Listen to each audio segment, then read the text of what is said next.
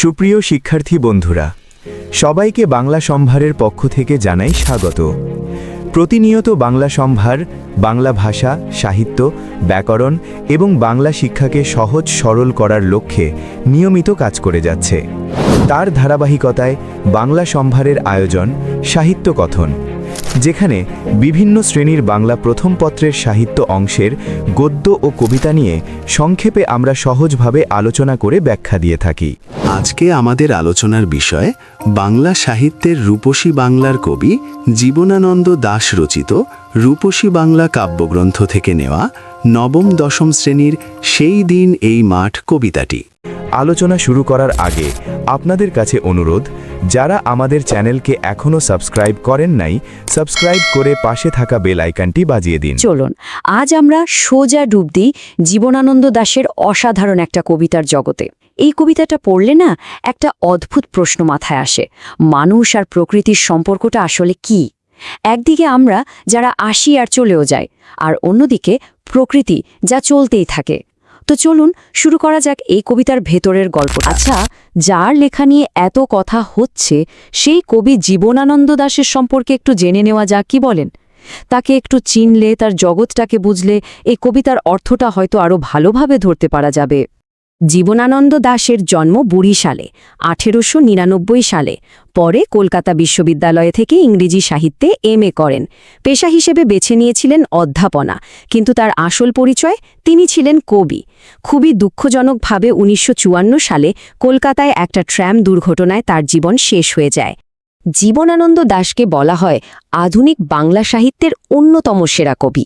আর তার কবিতার সবচেয়ে বড় বৈশিষ্ট্য কি জানেন? বাংলার প্রকৃতি। মানে বাংলার প্রকৃতিতে তিনি যেন একেবারে ডুবে থাকতেন। কবিতার এই গুণটা হয়তো তিনি পরিবার থেকেই পেয়েছিলেন, কারণ তার মা কুসুম কুমারী দাস তিনিও একজন কবি ছিলেন। আর এই যে কবিতাটা নিয়ে আমরা কথা বলছি, সেই দিন এই মাঠ, এটা তার বিখ্যাত কাব্যগ্রন্থ রূপসী বাংলা থেকেই নেওয়া। আর মজার ব্যাপার হলো, কবি জীবনানন্দ দাশ একদম কবিতার শুরুতেই যেন এই প্রশ্নটার একটা জবাব দিয়ে দিচ্ছেন। তিনি কি বলছেন জানেন? বলছেন, সেই দিন এই মাঠ স্তব্ধ হবে না কো জানি। মানে তিনি নিশ্চিত, তিনি জানেন যে তার না থাকার দিনেও এই মাঠ চুপ করে থাকবে না, বরং এই নদী, এই নক্ষত্র সবকিছু আগের মতোই স্বপ্ন দেখবে। কবিতার সুরটা কিন্তু এখানেই বাধা হয়ে গেল। তো চলুন কবিতার আরেকটু গভীরে যাই। কবি কিভাবে প্রকৃতির এই অবিচল ছবিটা আঁকছেন সেটা একটু দেখি। মানে প্রকৃতি যে তার নিজের নিয়মেই চলে, সেখানে কে এলো কে গেল তাতে কিচ্ছু যায় আসে না। দেখুন কবি কি দারুণ একটা ছবি এঁকেছেন। বলছেন, চালতা ফুল কি আর ভিজবে না শিশিরের জলে? মানে তিনি চলে গেলে কি চালতা ফুল শিশিরে ভেজা বন্ধ করে দেবে? প্রশ্নটা শুনতে সাধারণ হলেও এর ভেতরের ভাবনাটা কিন্তু অনেক গভীর। উত্তরটাও তো আমরা জানি, তাই না? অবশ্যই না, প্রকৃতির এই খেলা তো চলতেই থাকবে অনন্তকাল ধরে। এরপর আসছে শব্দের ছবি। লক্ষ্মী প্যাঁচার কথা বলছেন কবি। লক্ষ্মী প্যাঁচাকে তো আমরা মঙ্গলের চিহ্ন হিসেবেই জানি।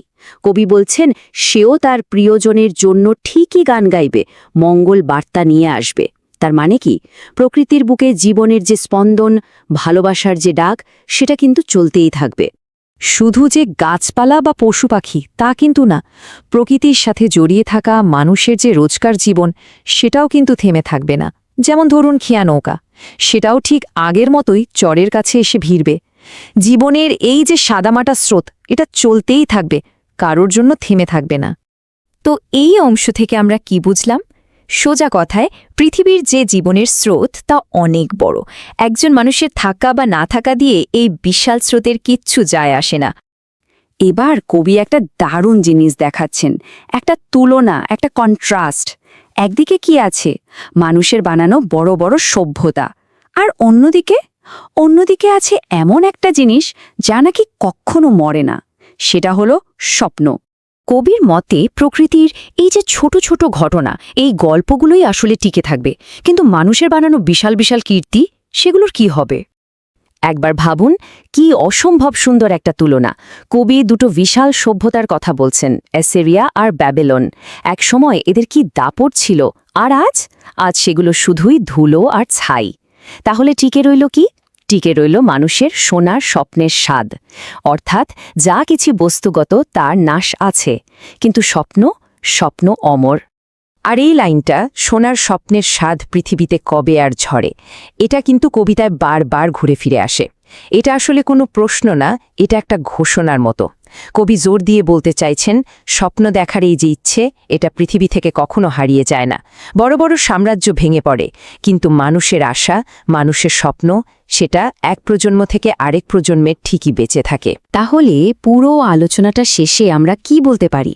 এক কথায়, মানুষ মরণশীল, সে আসবে আবার চলেও যাবে। কিন্তু দুটো জিনিস এই পৃথিবীতে অমর, এক হলো প্রকৃতির সৌন্দর্য, আর দুই হলো মানুষের স্বপ্ন দেখার ক্ষমতা। এগুলোর কোনোদিনও শেষ নেই।